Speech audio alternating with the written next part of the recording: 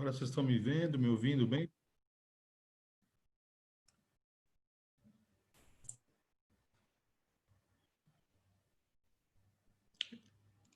Hein, Sim, professor. Estão me Sim. ouvindo bem agora? Aham. Sim. Tá tudo certo.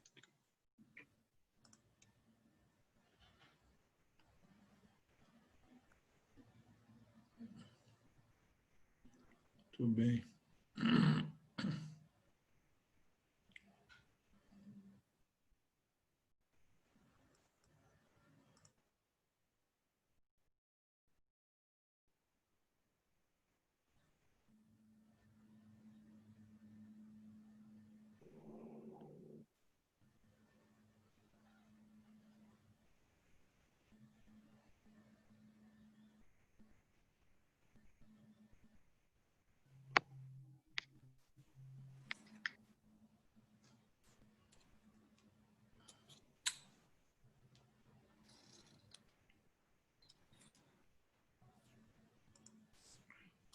Bom, vamos lá então, queridos. Então, olha que interessante, né? Nesses aqui, a gente tem uma complementação, né? Temos uma complementação. Você vai ter uma minhoca atravessada com a outra, né? Elas não ficam paralelas, elas ficam antiparalelas, tá? Então, você tem cabeça, elas ficam nessa posição, tá? Então, o que que acontece? Vamos lá. Uma minhoca transfere espermatozoides para outra, onde estão, né, os óvulos. Olha lá, tudo bem? Troca de espermatozoides. O clitelo forma o casulo se desloca, tudo bem? Você vai ter, então, a fecundação e a postura dos ovos no casulo. Então, o casulo vai colher os ovos, dentro do qual, então, vão se desenvolver novas minhoquinhas. Então, você vai ter o quê, gente? Né? Um desenvolvimento direto, né? Direto, né? Então, estou repetindo aqui para Beatriz, tá certo? Um desenvolvimento direto dentro do casulo.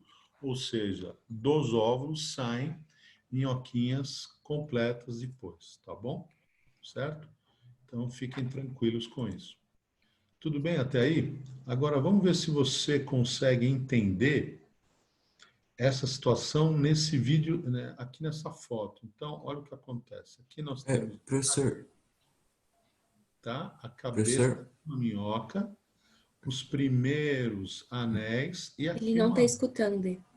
e aqui uma zona mais clara, tá? Aqui uma zona mais clara, que é uma fusão de segmentos. Essa zona mais clara, que é a fusão de segmentos, é o clitelo. Aqui está a cabeça da outra minhoca e aqui o clitelo da outra minhoca. Tudo bem? Então, quando elas estão... O que que está acontecendo? Transferência de espermatozoides.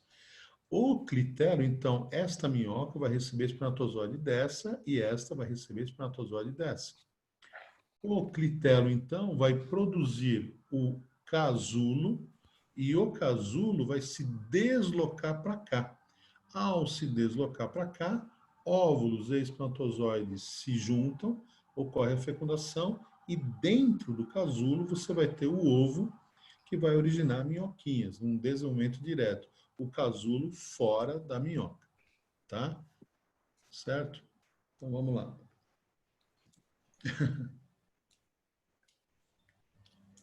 Tá bom. Tudo bem? Então vamos lá, David. Você tinha uma pergunta, pode fazer a pergunta. professor, tá me escutando? Tô te escutando. Ah, é que aquela hora eu tinha falado com você e, tipo, parecia que você não tava escutando. Não, eu te ignorei mesmo. Ah, mancada, hein? Mancada. Então, professor, tipo, esse casulo, ele é liberado na água? Precisa ter um ambiente, tipo, mais úmido Não. Na ou verdade, a não? minhoca ela é terrestre, né? Ambiente terrestre úmido, né? Entendeu? Então, o casulo, você entendeu? O casulo, ele é secretado por esta região que é o clitelo. Então, ele é secretado e se desloca para a região anterior, para a cabeça, Uhum. tá certo?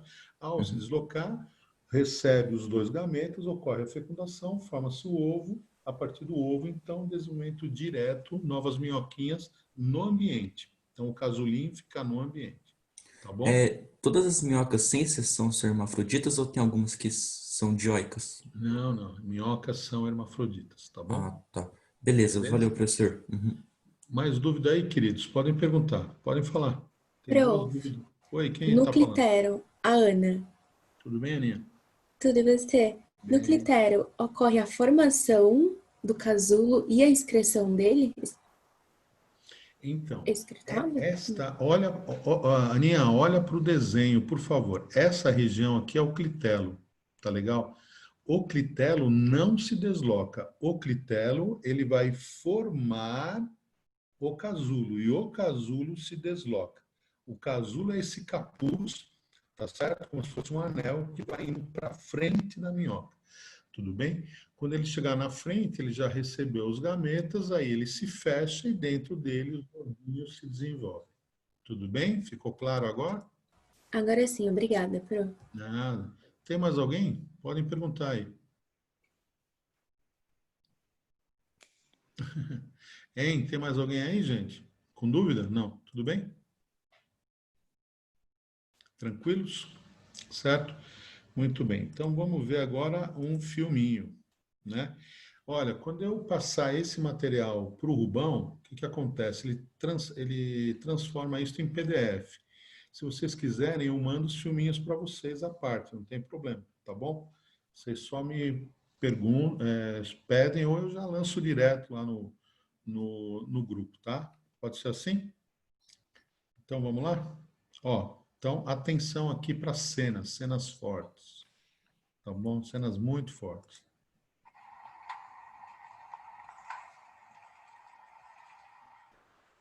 É uma calçada.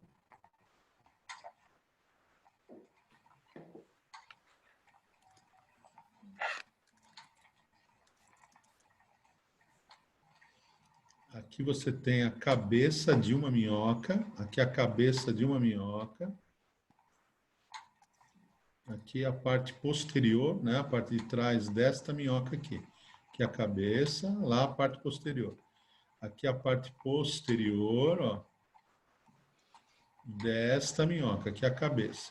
Aqui você está vendo o clitelo e aqui o outro clitelo. Então, nesse momento, está ocorrendo transferência dos gametas. Depois que ocorrer a transferência dos gametas, que elas se separarem, o que vai acontecer? O clitelo vai formar o casulo e o casulo se desloca para frente do animal. Desse modo, o que nós vamos ter? O casulo recebendo os gametas, dentro do casulo ocorre a fecundação, formação dos ovinhos e, a partir daí, a formação de novas minhoquinhas com o tempo. Ficou claro para todos? Querem ver de novo ou não? Tranquilo?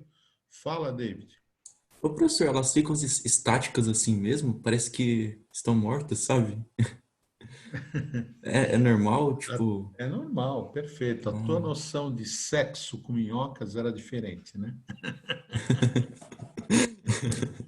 Ah, é isso aí, querido. Então, isso aí é natureza. A natureza tem uma diversidade de processos, de formas muito grande, tá certo? É exatamente isso. Né? Cenas muito fortes, né? Uma uma demonstração aí de um encontro, né? De um encontro de duas minhocas extremamente agitado, mas é desse jeito mesmo, tá bom? Podem falar, dúvida podem perguntar.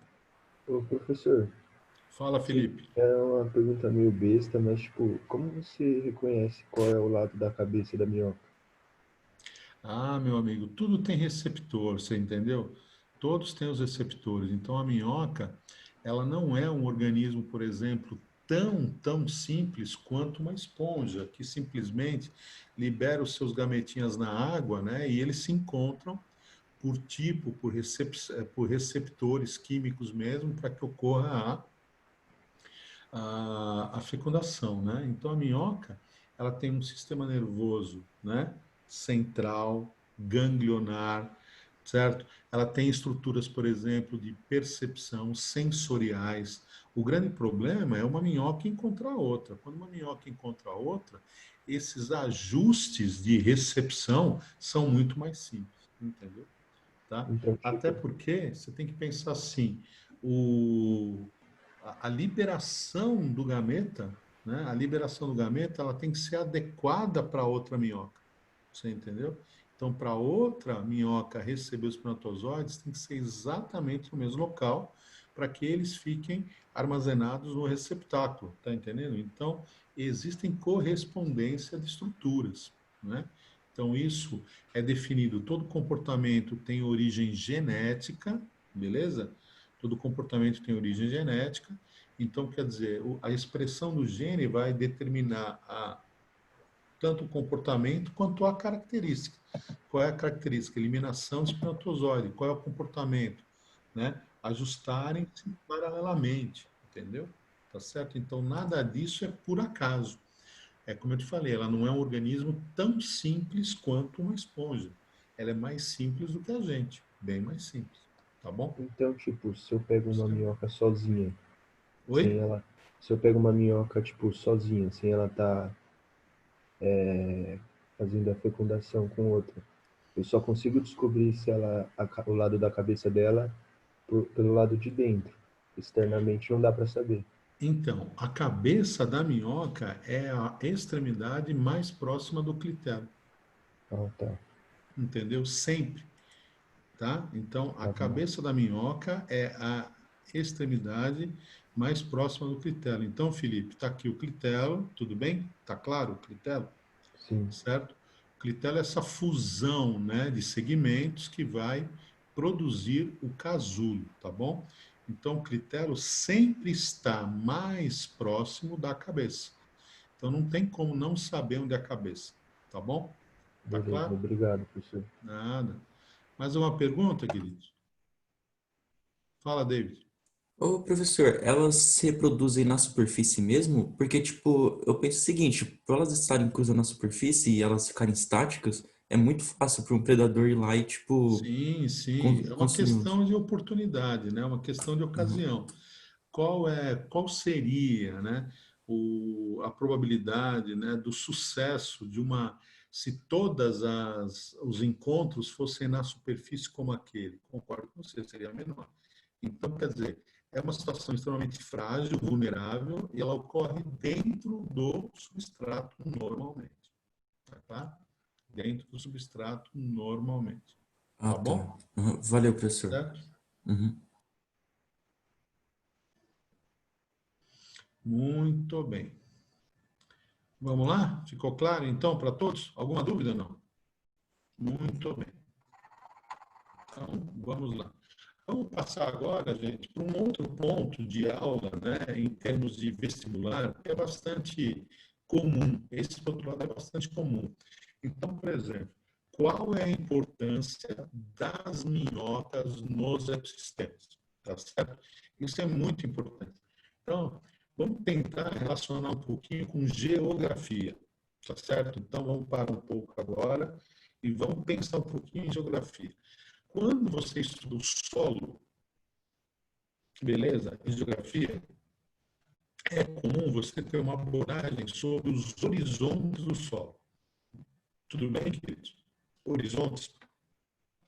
Então, sobre o solo, na superfície do solo, eventualmente a gente pode falar no horizonte O. Lembram-se disso? Horizonte orgânico. Horizonte O ou orgânico, ele é formado por quê? Por resíduos de animais, resíduos de vegetais, folhas, tá? Galhos, cocô, fezes, animais mortos, por ali. Horizonte O, beleza? O horizonte O é orgânico, não é um horizonte geológico, tá claro?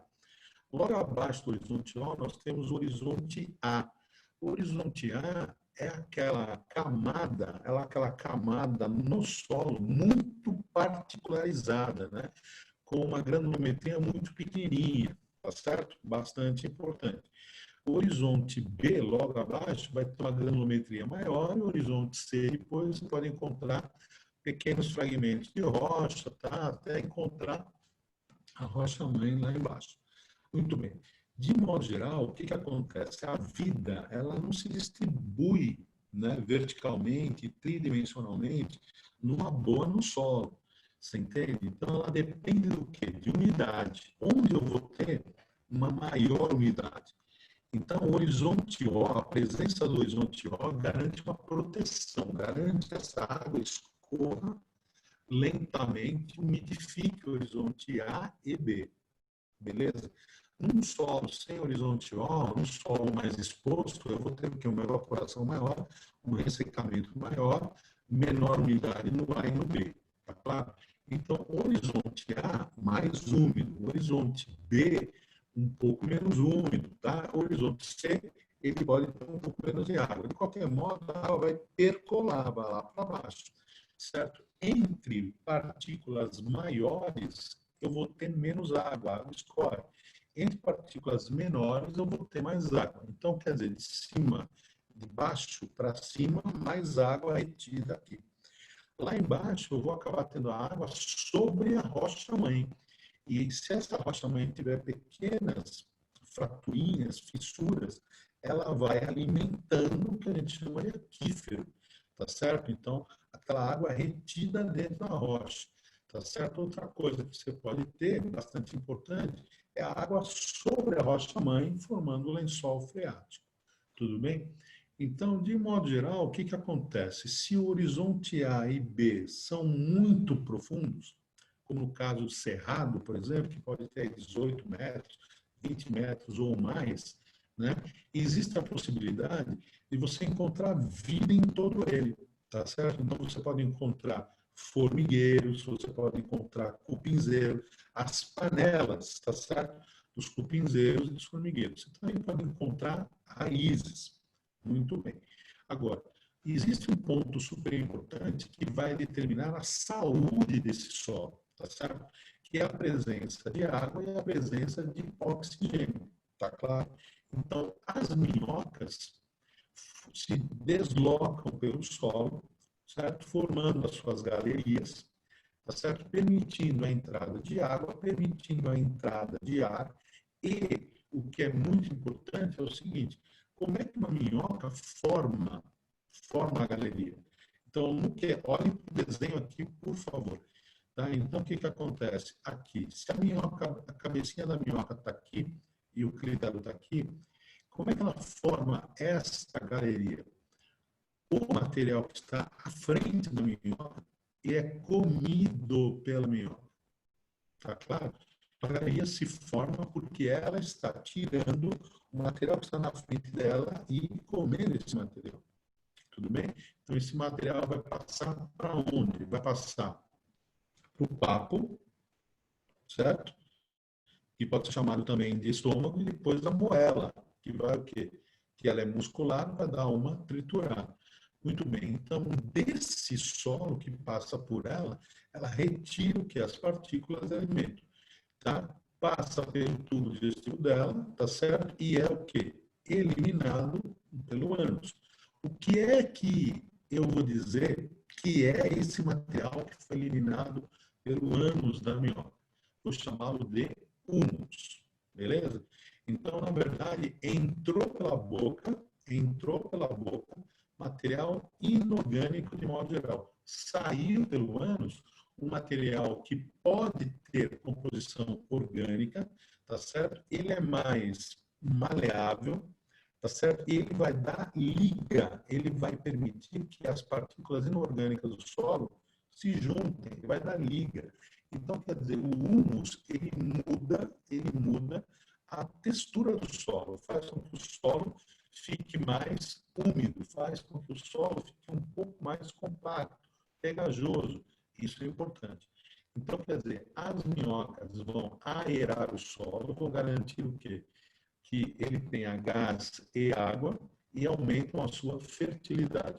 Retirar a minhoca do solo é bobagem, tá certo? Agora, se eu penso, por exemplo, numa monocultura, e eu estou passando que o arado do solo, é lógico que o arado tem lâminas, por exemplo, que ultrapassam 30, 40 centímetros, tá certo ou não? Isso quer dizer o quê? Que com certeza vai chegar na profundidade máxima onde eu encontraria minhocas. Então, um solo arado é um solo sem minhocas, é um solo sem torrão, é um solo sem bactéria, é um solo mais seco. É por isso que também é um solo mais pobre. Então, o solo arado, o solo trabalhado, ele exige, no caso da agricultura mecanizada, um insumo maior. Então, você precisa irrigar o solo arado, você precisa colocar nutrientes no solo arado, fertilização, certo? O adubo, porque senão a coisa não vai. Tá claro? Agora, na agricultura familiar ou orgânica, aquela de menor dimensão, que você pode simplesmente dar uma revolvida na terra com a enxada, com a pá, o que acontece? Você preserva essa estrutura. Então, você vai ter torrões, né? Você vai ter humus, você vai ter minhoca, você vai ter galerias, você vai ter bactérias, tá certo ou não? Então, a necessidade de insumos é muito menor, tá? Então, bastante importante essa ideia. Ficou claro para todos? Tudo bem? Alguma pergunta sobre a importância das minhocas? Então, quer dizer, as minhocas, elas aeram o solo, formando galerias, tá certo? Permitindo a entrada de água e de gases, né? Isso permite, ao mesmo tempo, que os solos sejam mais saudáveis e tenham humus, né? Que é resultado do quê?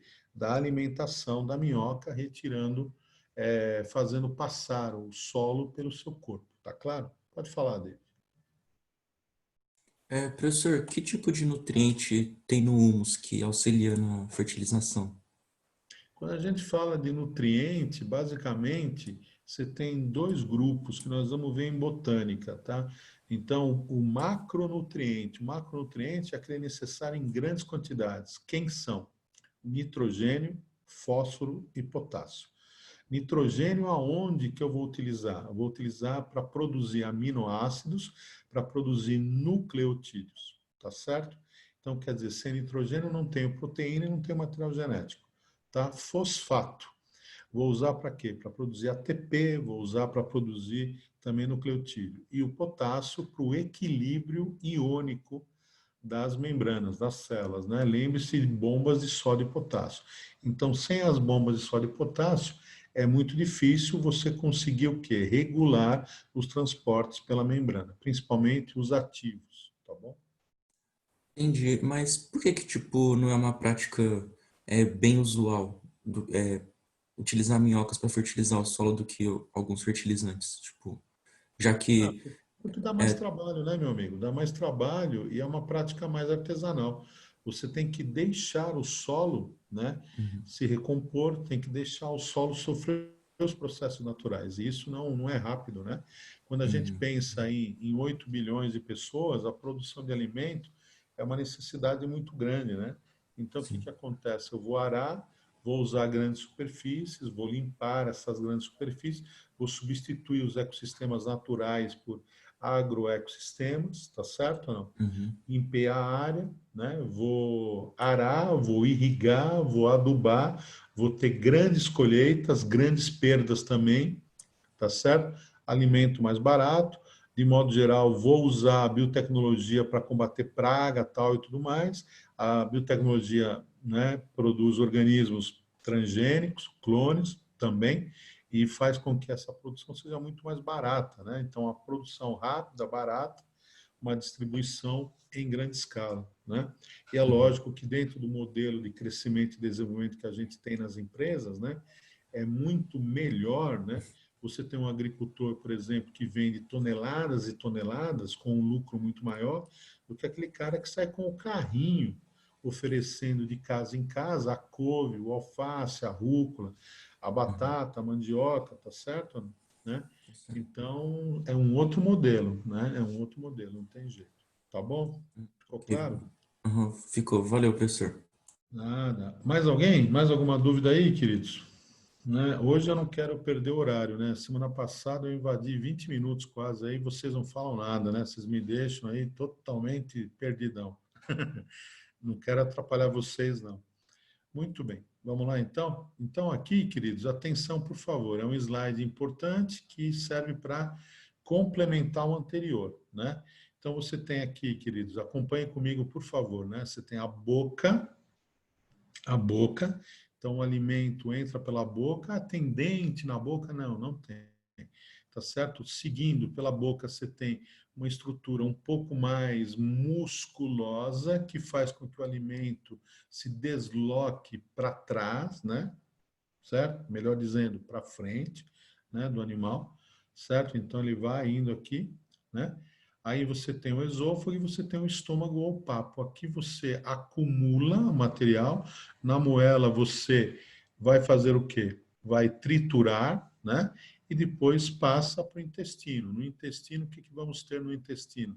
A digestão propriamente dita, o ataque enzimático, tá certo? Então, tudo que existe na terra e que pode vir de alimento vai ser digerido pela minhoca aqui e você vai acabar tendo a formação de fezes. Antes da formação de fezes, a absorção de nutrientes, a formação de fezes, que vai ter um componente orgânico também. O componente orgânico ajuda a dar liga, né, aos sedimentos menorzinhos do solo. Então, isso é importante. Se eu tenho a liga, eu tenho o torrão. Se eu tenho o torrão, eu consigo, né, reter mais água ali. É bastante importante. Basta você pensar, eu consigo fazer um torrão de areia? Não. A areia ela seca, o torrão se desfaz. Eu consigo fazer um torrão de argila? Consigo. Entende? Então, esse é o ponto, tá? Então, você tem aqui a sequência, tá bom, queridos? Então, uma contração de músculos na faringe vai permitir o quê? Que a terra entre e passe pelo corpo da minhoca. Tem a captura dos alimentos. Isso é o mecanismo de captura. Passou pelo esôfago, armazenou no papo, a moela tritura, no intestino digere e absorve. Tudo bem, queridos? Tranquilo para todos? Tranquilo para todos ou não? Fala, David. Ô, professor, na real, minha dúvida tem a ver ainda com a aeração e a aeração do solo. É, esse processo facilita, por exemplo, alguns processos erosivos, tipo lixiviação, sabe? Porque para mim, tipo, vai infiltrar mais água, então, tipo, torna o solo um pouquinho mais frágil, O sabe? grande lance, não, não. O grande lance, cara, é o seguinte: você tem que pensar na cobertura do solo. Você entendeu? Se o Ah, solo tá. tem um horizonte O, que é orgânico, e sobre esse horizonte uma cobertura vegetal, acabou, é um solo saudável demais. Uhum. Entendeu? Certo? Esse é que é o grande lance. Agora, muito cuidado, né? A erosão é o transporte, É né? verdade. Uhum. Certo? É o transporte. Cuidado aí. Intemperismo é a degradação, né? Uhum. Intemperismo. Então a minhoca ela não faz intemperismo, entendeu? Ela simplesmente ela se desloca no meio, compacta o solo. Então é diferente um solo com minhoca e sem minhoca. Na verdade, um solo com minhoca, ele é mais compactado do que um solo sem minhoca. Um solo com minhoca, ele desliza, ele desmorona menos do que um solo sem minhoca. Você imagina assim, muito fácil de entender. Se você tem um solo aqui e a minhoca está se deslocando, essas partículas elas são o quê? Desviadas. O solo fica compactado para que a minhoca possa se deslocar. E no que ele se compacta, ele ganha em estrutura, entendeu? A mesma coisa a raiz. A raiz, ela compacta solo. Um solo com raiz é um solo compactado, é um solo mais firme, é um solo mais resistente ao movimento. Um solo com minhoca também, entendeu? Então é o contrário. Cuidado aí. Tá Beleza? bom. Uhum. Valeu, Alguma professor. dúvida aí, queridos? Vamos lá. Dúvida? Tudo bem? Não? Ótimo. Então vamos falar agora dos poliquetos. Eles são lindos. Eles são lindos, lindos, lindos, lindos. Pelo menos alguns deles, né? Não todos. Vocês vão ver fotos de alguns aqui que são mesmo horripilantes mesmo. Mas o que acontece? Primeira diferença importante. Então vamos lá. Minhocas. Minhocas são organismos detritivos que vivem no solo, certo? Formando as galerias. Muito bem. Os poliquetos são errantes, ou seja, livres, totalmente livres. né? Então, os poliquetos errantes ou livres que se deslocam por aí, eles são predadores. Predadores. Agora, você tem poliquetos que são fixos a um substrato. E aí eles vão o quê? Depender da capacidade deles de retirar comida do substrato, da água, certo? Então, eles estão presos lá no fundo e vão ser capazes de tirar o quê? Alimento da água. Então, eles são errantes, ou seja, se deslocam ativamente atrás aí das suas presas, tudo bem? E aí, sendo predadores, portanto. E os poliquetos sedentários, fixos, tá bom? Então, aqui no desenho, nós temos aqui, ó, um exemplo de isso aqui não é, isso é uma foto, não é uma ilustração, um desenho, isso também é uma foto, são fotos verdadeiras dos animais, tá? Então, aqui, ó, um poliqueto errante, outro errante, outro errante, tá? É aqui um poliqueto fixo. Ele está dentro de um tubo aqui para dentro, e isso aqui são os parapódios, estruturas que vão que se distribuir em anéis, se deslocar, movimentar-se, aliás, tá? Para quê? Para permitir oxigenação, para permitir captura de alimento, tá? Então, o que acontece? Os poliquetos são marinhos, essencialmente, tá? Já tinha falado para vocês, né? Que eles não têm clitelo, né? Que eles vão se reproduzir, né? Liberando seus gametinhas na água. Muito bem.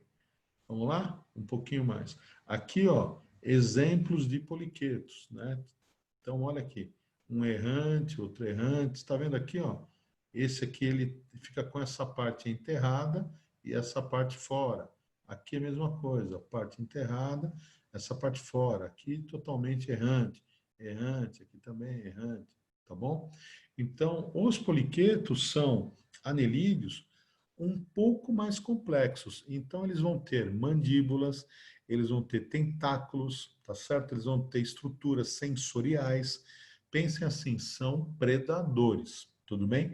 Pro vestibular, né? Pro vestibular, detalhe, nome dessas estruturas? Não, fiquem tranquilos. Agora, por outro lado, eles têm expansões laterais.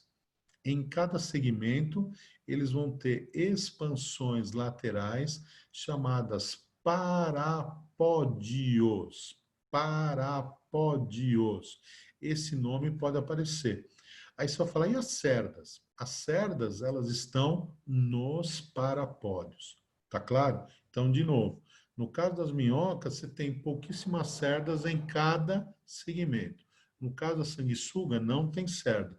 No caso dos poliquetos, os poliquetos vão ter as cerdas inseridas nessas expansões laterais. Como chama as expansões laterais em cada anel, em cada segmento? Parapódios.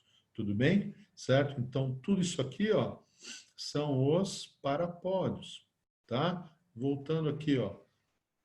Aqui você tem parapódios com cerdas. Olha aqui, ó. Parapódios e os penachinhos, cerdas, tá? Aqui a mesma coisa. Parapódios e as cerdinhas. As expansões laterais são os parapódios. Tá claro? Tudo bem até aí? Tranquilo? Ótimo. Aqui, queridos, tenham medo, podem ter medo mesmo. Entendeu? Esse é uma foto de um poliqueto que tem metros. E o bicho é largo, é grossinho, é grande, é feio. Ele consegue dividir um peixe no meio? Consegue. O peixe está passando e pega, bate no peixe no meio. Como é que ele chama? Eunice. Eunice afrodites. Tá? Eunice afrodites é um poliqueto enorme, enorme, muito grande mesmo. Tá bom? Muito bem. Existe aonde? No mar, no Oceano Índico, tá bom? É ali que ele existe. Oceano Índico e alguns trechos de Pacífico. No Atlântico não temos, tá bom?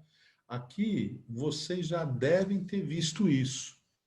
Isto aqui é um trecho de praia, essa foto fui eu que tirei, né? Aqui atrás nós temos Caraguatatuba, tá?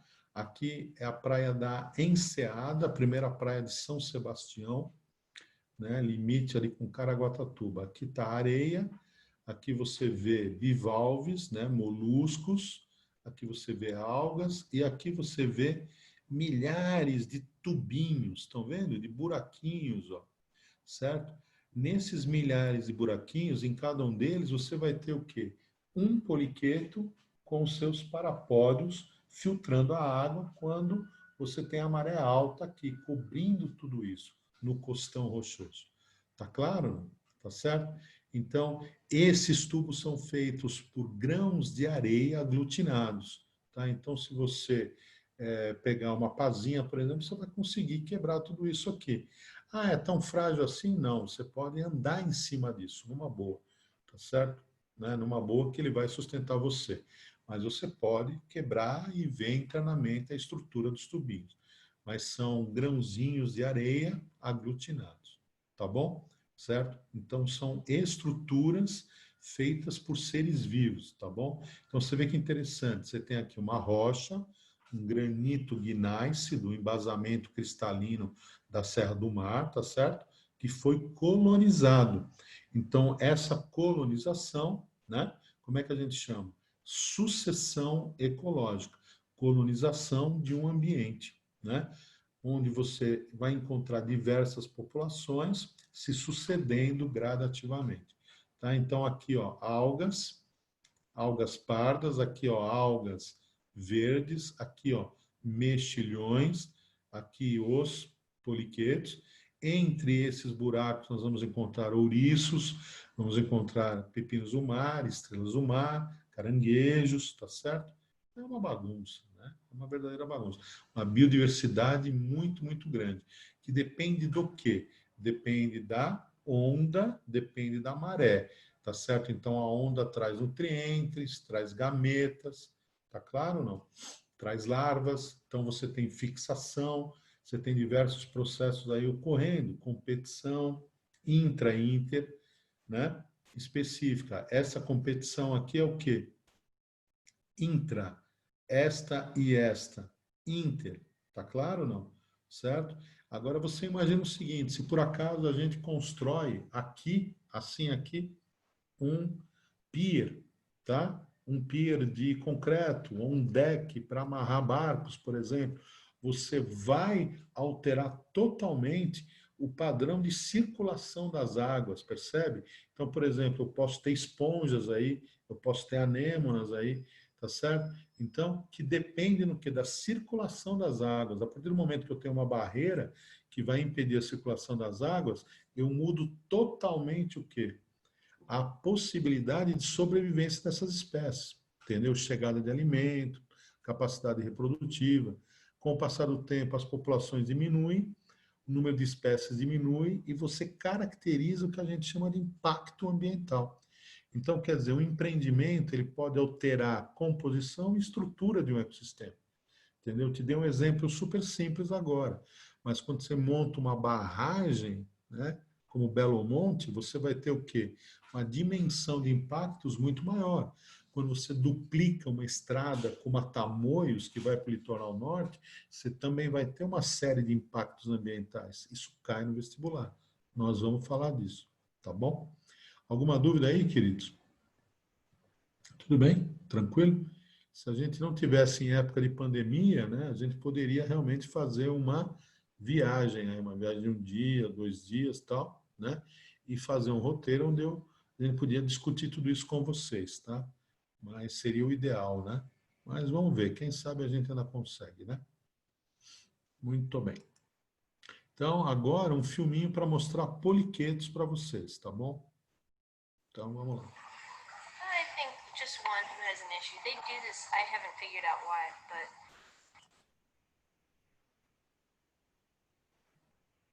Então, você percebe aqui o movimento, ó, peristaltismo, ondas, ao longo aqui do corpo do animal, que você percebe o que? As expansões, que são os parapódios, né? Então, os parapódios têm as cerdas, então tudo isso permite que ele nade, que ele se desloque.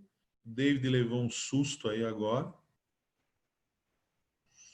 Tá certo? Então aqui você tem a boca do poliqueto, né? O poliqueto, ó, tá vendo? Ingerindo o material, né? Dentro dele, o que que ele vai fazer?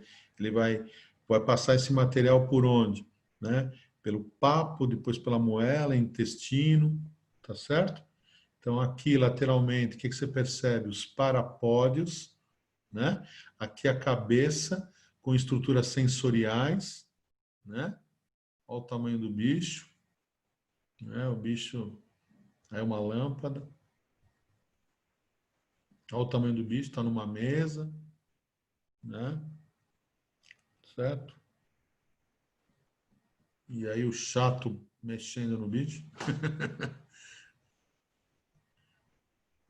certo? Ele é pequeno? Não é pequeno não, né, queridos? Tá certo? Tá, então aqui os parapódios, as cerdas, tá? E aí é uma briga. Então, os poliquetos, Beatriz, eles são anelídeos. Se eles são anelídeos, o que que eles têm? Eles têm simetria bilateral, cefalização, sistema nervoso ganglionar. Tá claro? Sistema nervoso ganglionar. Então, vários gânglios, um par de gânglios em cada segmento, tá? Então, eles têm um gânglio cerebroide lá na frente, que seria um cérebro primitivo, mas um cérebro, por exemplo, muito melhor do que de plateuminto, do que de hematelminto. Maior, associado à estrutura sensorial, ele percebe melhor o ambiente. Esses organismos são predadores, tá claro? Tudo bem? Fala, David. Ô, professor, é impressão minha, mas no primeiro vídeo parece que o, esse poliqueto tem uma estrutura intermediária, sabe? Eu não sei se eu viajei muito. Você poderia voltar, por favor, no primeiro vídeo? Tá vendo esse meio? Sei lá, tipo, parece que é uma coisa. Isso. E? É, sei lá, parece Não, que é uma na coisa que verdade, diferencia. não. Na verdade, não. Não. É que, não. É o corpício dele mesmo, né? Ele pode ter tido uma lesão, alguma coisa aí, quando ele foi manipulado e tal, né? Mas não Uhum. tem, não. É que tem um Agora, momento do vídeo que parece que a coloração muda. Eu pensei, nossa, será que é alguma estrutura? Tipo, não, não é não. Agora, o que não. acontece, de modo geral, é o seguinte, né? Você tem essa parte aqui sem os parapódios, né? Que tem menos expansões, normalmente ela pode estar enterrada e o resto do animal sai para fora. Mas nesse caso também não, porque ele é todo errante. E professor, só mais uma dúvida. Por que raios eles crescem mais do que, tipo, por exemplo, minhocas e sanguessugas? Porque são muito grandes. Não, mas não é. Meu, você tem minhocas, é que eu acabei não colocando, mas você tem minhocuçu, né, que tem 1 metro, 1,5 metro, cara. Mas a Nossa. tua pergunta é boa, mas o que que permite o tamanho grande? Sistema circulatório o quê? Fechado. Fechado. Uhum. Aumento da pressão, distribuição de sangue para todas as partes do corpo do animal, entendeu? Esse é o grande lance. Tá claro? Ok. Beleza. Valeu, Tudo professor. bem? Uhum. Bom, aqui nós vamos ter um outro recurso para vocês também, bem legal. Olha aí. Olha que legal. Vocês vão achar muito nojento ou pouco nojento? Vocês querem o som do vídeo? Vou deixar. Dá uma olhada nisso.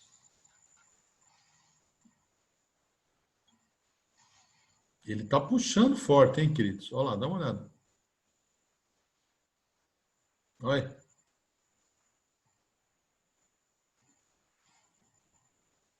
Saiu. Quem é? Quem é? Sanguessuga. Ela vai ter o quê? Estruturas de fixação e de que permitam a sucção do sangue. Tá certo ou não? Bastante importante. Então, cuidado. Pode falar, Samuel. Samuel, pode Oi, falar. bom dia, professor, tudo bem? Tudo e você, querido? Eu já ouvi falar, tudo bem, graças a Deus. Eu já ouvi falar que, tipo, em algumas culturas, eles usam as sanguessugas meio que, tipo, como um método, meio que clínico, sabe? Eu vou Tipo, mostrar para vocês também.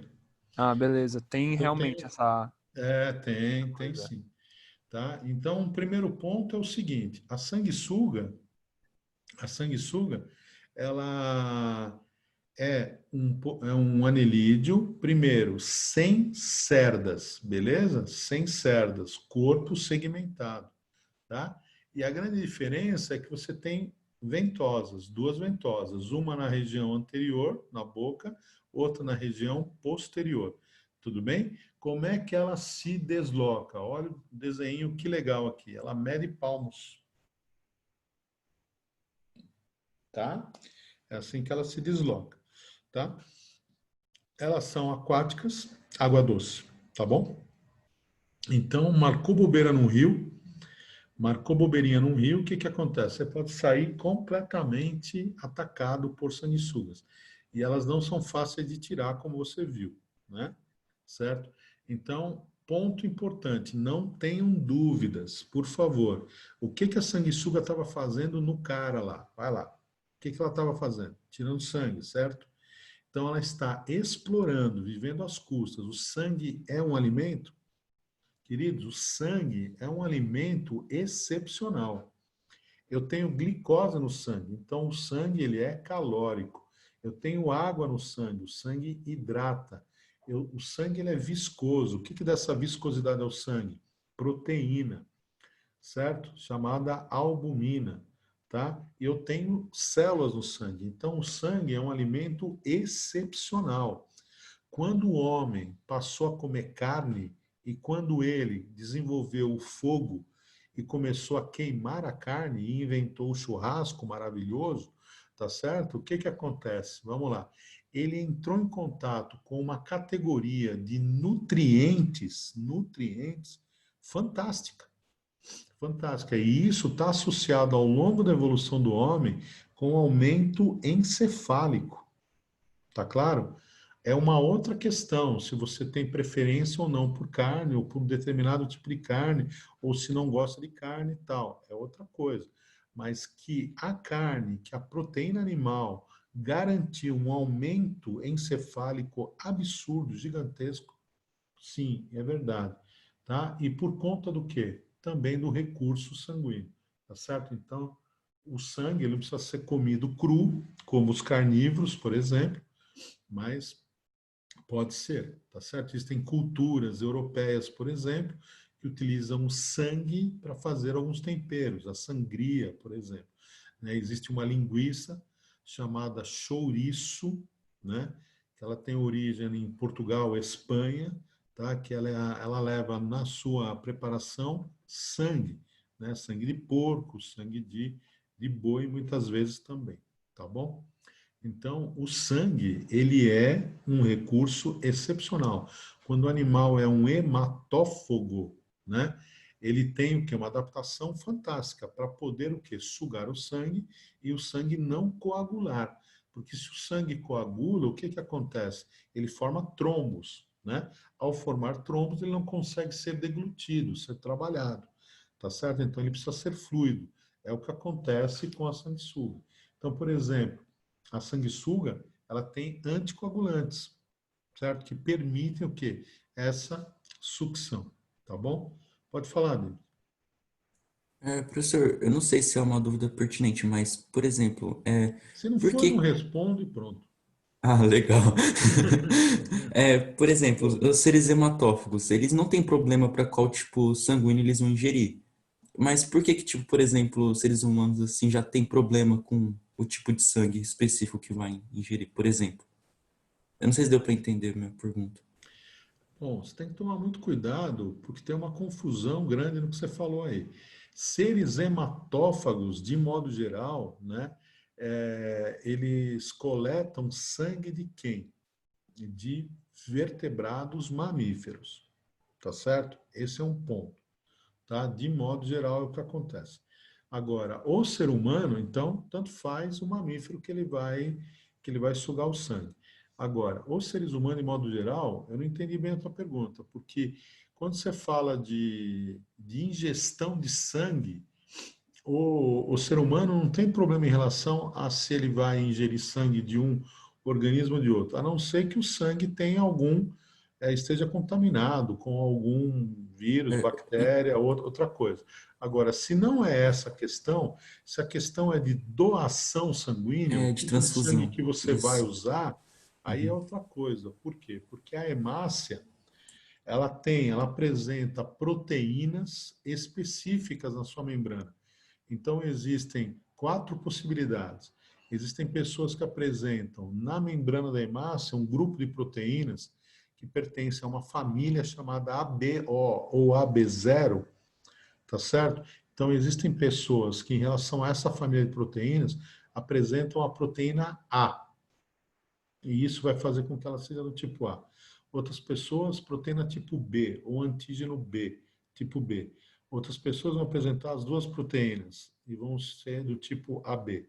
E outras pessoas não vão ter nenhuma dessas proteínas, desse tipo de família de proteína, vão ser chamadas 0 ou O. Tá claro? Então é outra coisa. Cuidado aí. Tá bom? Professor, só mais uma coisa. Eu me expressei mal também, não era, eu Não, confundi tudo os bem, termos. tudo bem. É, Você então, tem tipo, problema mesmo. Eu sei que você tem problema, você é maluco. está muito engraçado hoje, hein, professor? Então a diferença do sangue de um vertebrado para por exemplo, uma sanguessuga é a presença dessas proteínas. O sangue da sanguessuga, É, por exemplo. porque o sangue da sanguessuga, o que acontece? Os anelídeos, eles têm hemoglobina, entendeu? Então, eles têm um pigmento respiratório no sangue. Então, o sangue do anelídeo é um sangue vermelho, é um sangue que tem um pigmento respiratório, que ajuda a transportar o oxigênio. Isso é uma coisa. Agora, quando ela suga o sangue, entenda, David, que o objetivo de sugar o sangue não é fazer com que o sangue sugado vá para a circulação, entendeu? Esse sangue é alimento. Então, ele vai ser digerido, absorvido e transformado em nutrientes que, na circulação, vão atingir as células e ser úteis no metabolismo. Tá claro a Ah, ideia? então não é incorporado, né? Eu pensei que era Não, direto incorporado. não, Ah, não, tá. não. Tá Ah, tá, bom? justo. Entendi. Tá Valeu, certo. professor. Beleza? Tá Uhum. bom, então. Então, vamos lá? Vamos ver a sanguessuga se movendo.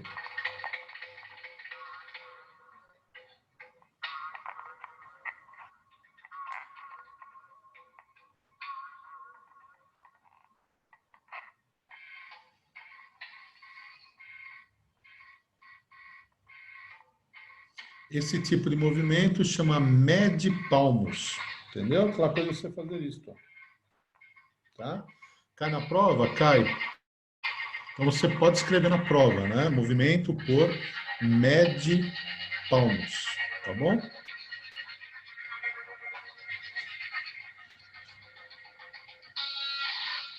Professor, qual que é o nome do outro movimento? Do movimento do...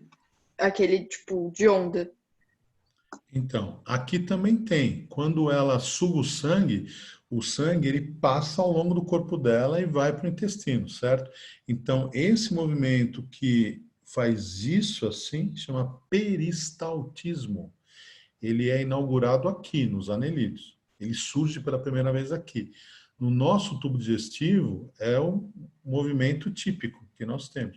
E o peristaltismo, querida, sempre obedece uma direção e sentido. No nosso caso, o peristaltismo sempre vai da boca para o ânus.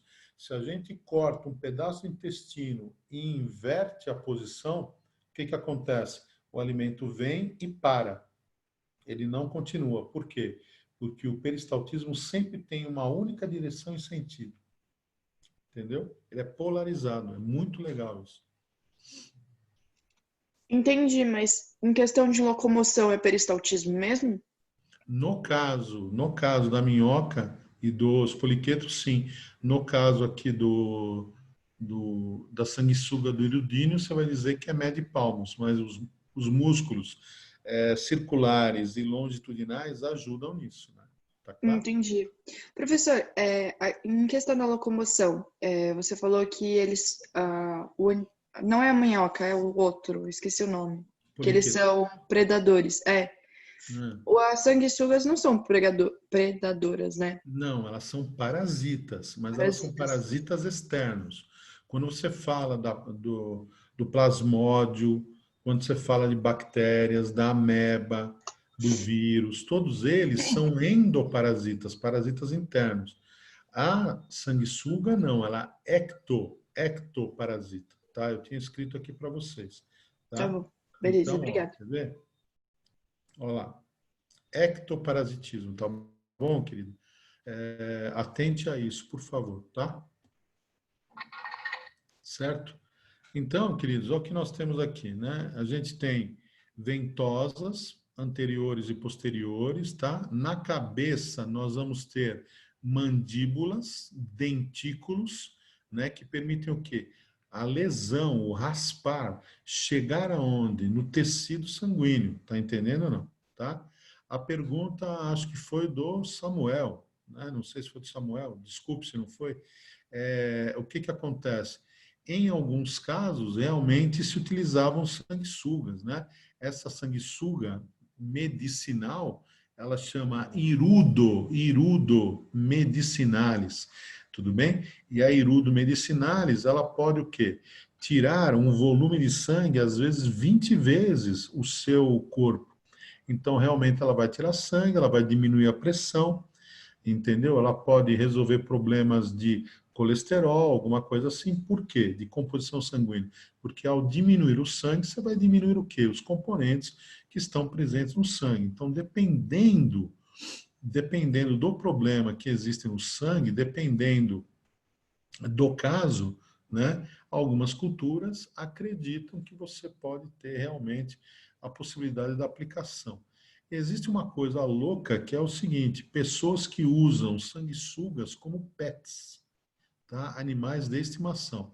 Olha o tamanho da sanguessuga aqui, tá bom? Certo? E aqui nós temos um filminho onde as sanguessugas elas estão sendo utilizadas, né, num tratamento medicinal. O nome da espécie, Irudo medicinalis, tá certo? Então, o que que ela está fazendo aí, queridos? Vamos lá. Ela está sugando sangue. Elas estão gordinhas, então elas estão o quê? Tirando muito sangue da pessoa. Cada uma dessas sanguessugas pode aumentar o seu tamanho aí em cerca de 20 vezes.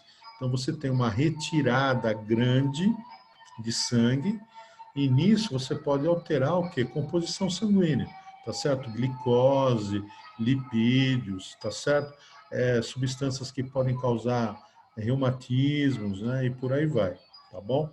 Muito comum na cultura oriental. Ainda hoje, ainda hoje. Tá claro a ideia? Aí você vai falar assim para mim, dói, né? É lógico que há um incômodo. Por que que há um incômodo? Primeiro, por causa do movimento de sucção, né? Aliás, primeiro, por causa da lesão. Existe um machucado aí. E segundo, por conta do quê? Do movimento de sucção. Ficou claro para todos? Perguntas?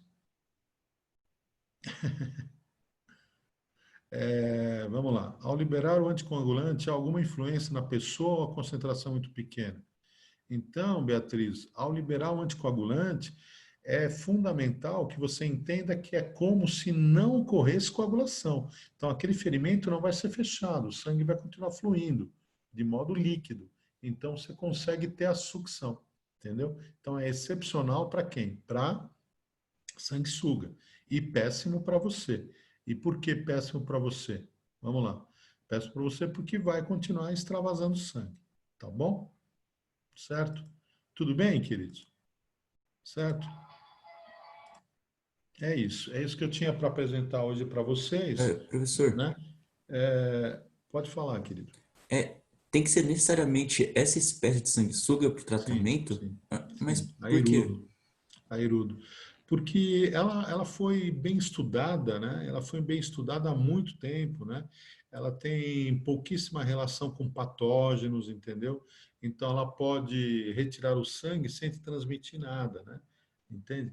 E muitas delas são criadas, cultivadas em laboratório, inclusive, né?